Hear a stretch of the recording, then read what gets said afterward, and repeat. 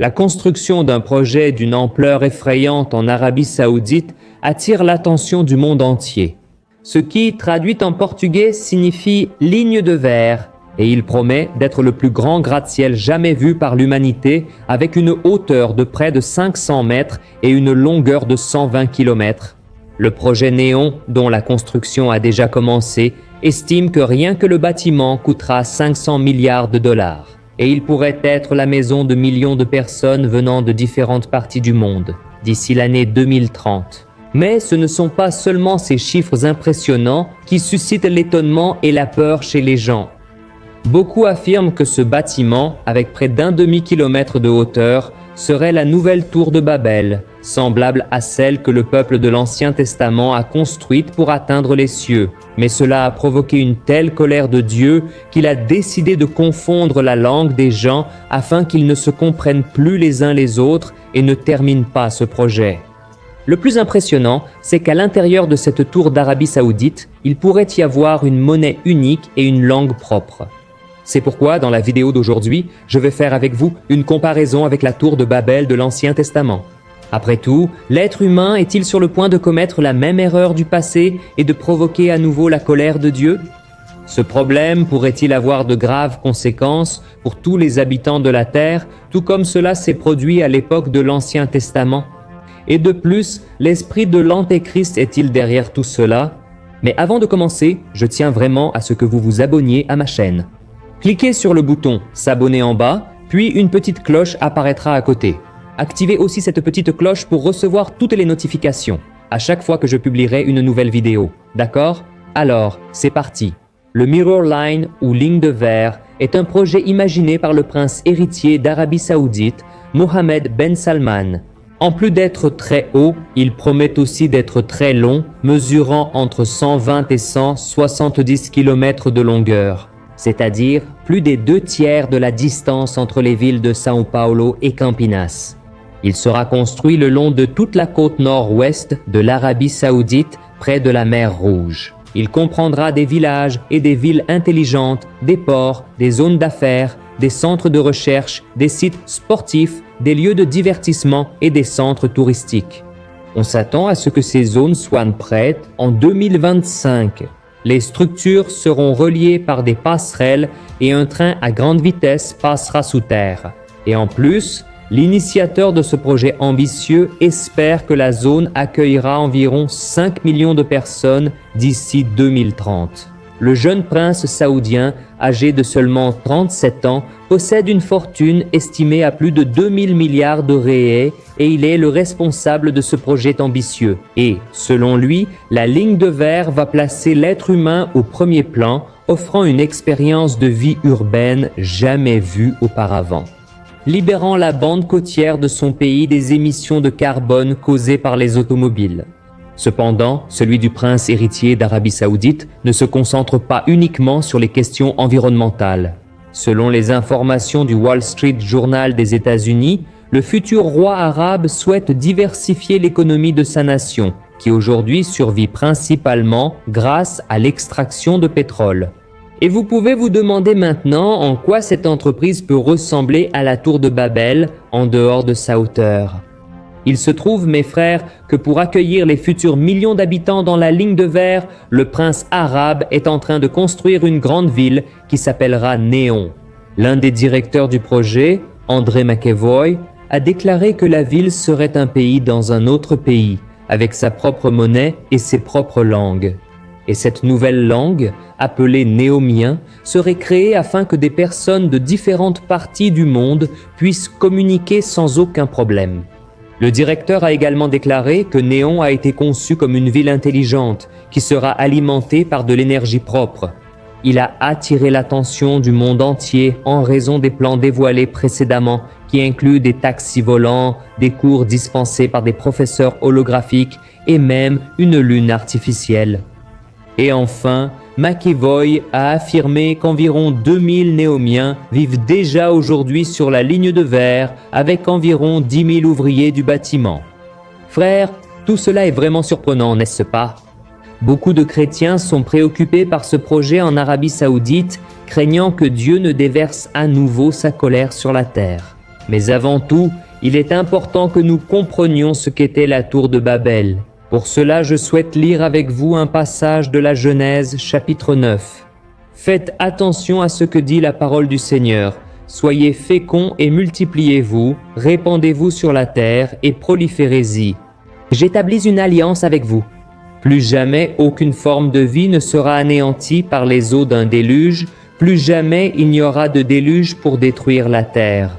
La Bible raconte qu'après le déluge, Dieu a ordonné à l'homme de se répandre et de peupler toute la terre, mais, allant à l'encontre de l'ordre de Dieu, cette population a décidé de s'unir en construisant là, appelée Babel, la même région où, de nombreuses années plus tard, Babylone fut construite. La ville de Babel a été fondée par le roi Nimrod, arrière-petit-fils de Noé, et, en même temps que la construction de cette ville, ce roi a également commencé à ériger une tour pour fortifier la ville. Le problème, c'est que cette attitude était complètement contraire à la volonté de Dieu, car elle désobéissait à son ordre que les gens se dispersent et peuplent la terre.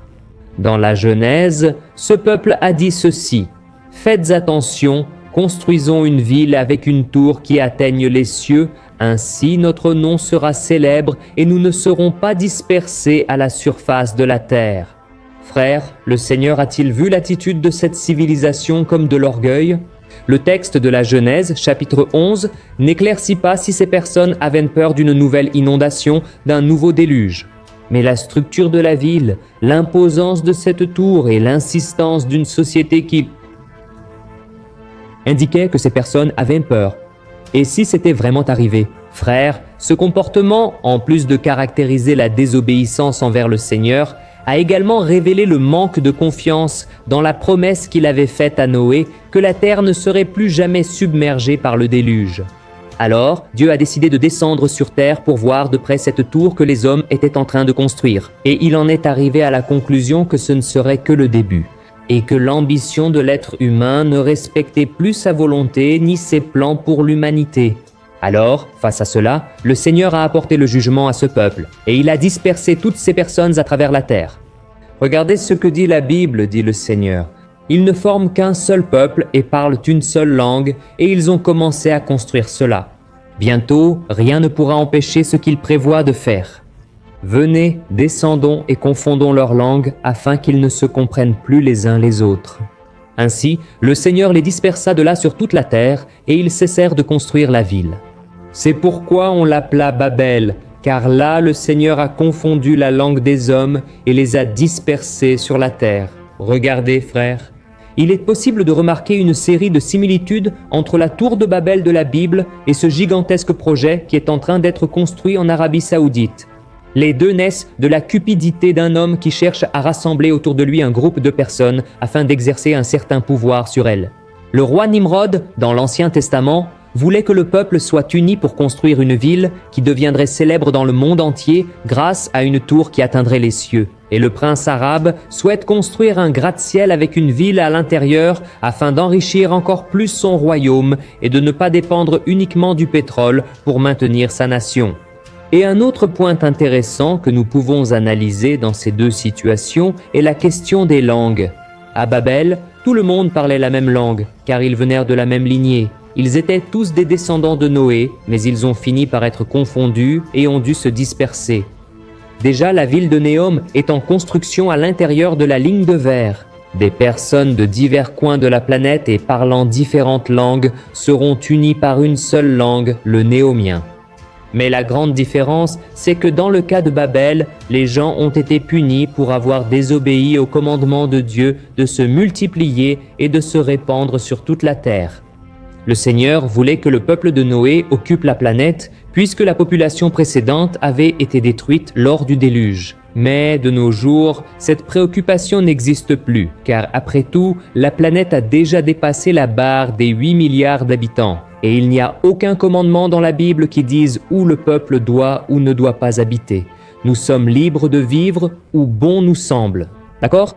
Et enfin, une autre question qui m'est parvenue est de savoir si le prince héritier d'Arabie Saoudite, Mohammed Ben Salman, serait-il influencé par l'esprit de l'Antéchrist pour construire ce gratte-ciel, ou alors ne serait-il pas lui-même l'Antéchrist qui utilise ce projet pour unir les nations et prendre le contrôle du gouvernement de la terre? Mais frère, honnêtement, je ne crois en aucune de ces théories. À mon avis, la vision du prince Harib est uniquement capitaliste. Il ne se rebelle pas contre Dieu et ne défie pas sa souveraineté, contrairement à Nimrod, l'arrière-petit-fils de Noé. Le dirigeant des Saoudiens souhaite rassembler en un seul lieu les plus grands pôles indigènes, industriels et commerciaux du monde sur son territoire, parce qu'il veut devenir encore plus riche, même si pour cela, il utilise comme justification qu'il crée une ville qui va prendre soin de l'environnement. Et cela signifie donc que rien ne peut lui arriver, ni à son empire. On ne peut pas le savoir, mais dans le livre des Proverbes, chapitre 18, le roi Salomon a lancé un avertissement à tous les hommes qui placent leur espoir dans l'argent et les biens matériels. Regarde ce que dit la Bible. La richesse des riches est leur ville fortifiée. Ils l'imaginent comme un mur impossible à franchir. Avant sa chute, le cœur de l'homme s'enorgueillit, mais l'humilité précède l'honneur. Amen, frère. Nous pouvons avoir toutes les richesses du monde. Mais si nous ne remettons pas notre vie à Jésus-Christ, nous n'aurons pas le salut éternel et nous récolterons les fruits amers d'une vie loin de la présence du Seigneur.